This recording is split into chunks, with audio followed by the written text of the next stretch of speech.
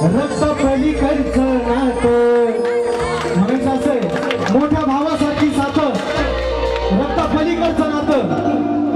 पुढं म्हणायचं भाऊ, मोठ्या भावासारखी साथ, रक्त पलीकडचं नातं. आई बापाच्या नंतर फक्त संतोष भाऊची जागा मनात आहे, माझ्या मनात.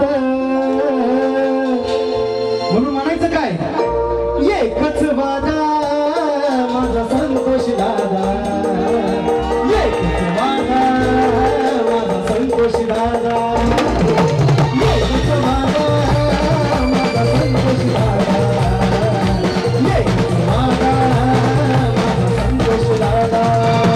मोठ्या भावासारखी साथ, रक्त पलीकडचं नातं, आई बापाच्या नंतर फक्त संतोष भाऊची जागा मनात आहे, माझ्या मनात.